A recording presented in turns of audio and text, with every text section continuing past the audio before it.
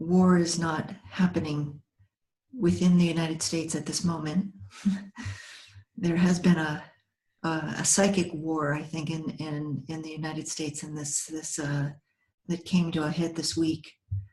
And I wonder how you see the relationship between the two. Well, I was one person who was very optimistic that there was going to be a Hillary win, not just for her, because I know that as a politician, she was going to be representing some of what a political establishment represents, which is totally against some of the principles and values that we stand for. Mm-hmm. But as a feminist, as someone who believes that for far too long, the other half of the world's population has been left out, for someone who believes that there is a serious double standard in this country, in the US, primarily because they hold every other nation accountable for gender issues but themselves, I saw it as a hope. And for the work that I do also, that her elections will also not just break the glass ceiling here, but it will continue to inspire young girls everywhere that you can be exactly what you want to be, even if you find yourself in one of the countries that misogynism or misogynistic views and all of the inequalities still exist. When it did not happen that night, two things I told myself. My work has gotten harder. For those of us who come from Africa, you see all of the dictators in our region in line heaping praises on Trump. Mm-hmm. We cannot go back to some of these people and say women's rights. Mm-hmm. They will quote the U.S. electoral system and say if they rejected a woman, who are we to now, bring any woman forward? That's the first thing I thought about. The second thing was that in terms of activism, it's time for us to be proactive. We need to begin to strategize about all of those things that we care about. This is not the time to be stunned and say, oh my God, let's give him a chance. No, it's time to plan. Plan that maybe there may be a reversal around women's rights issue in this country, and it will affect other parts of the world somehow.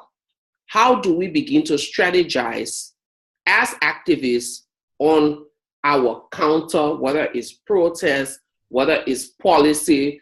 We can't sit down. Mm-hmm. When it comes to Islamophobia, how do we begin to already plan around it? But this moment is a moment, I read somewhere, someone said, it's a moment where we must remain loud.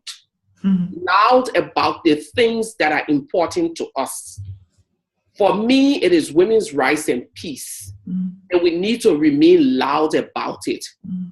When I think about a Trump win and the potential for him and Russia to be allies, I think about South Sudan.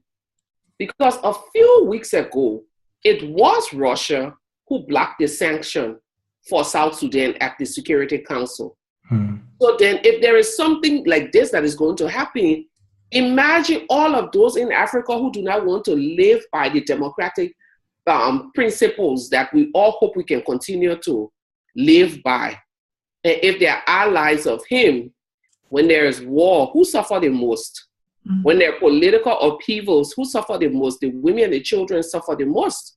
So you need to begin to think about the implication. Someone sent an article to me about the implication of his presidency on Africa. And then someone wrote, because they started the whole chain of conversation amongst us as activists, that it's time to begin to lobby to make him focus on Africa. I said, instead of wasting that energy, it's time for us in Africa, and I'm sure my brother there will agree with me, that it's time for us to begin to chart a course for ourselves. Mm-hmm. But this is not just an African phenomenon.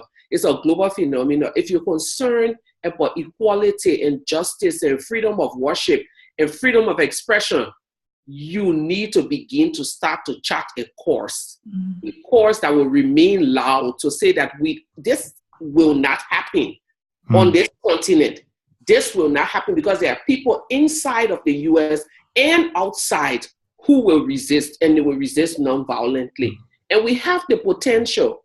I mean, I don't think one man can come and undo some of the things that we've worked for and billions of people stand for in 1 year or 4 years. But it's a worrisome time. It's a fearful time. I mean, I'm not afraid, you know.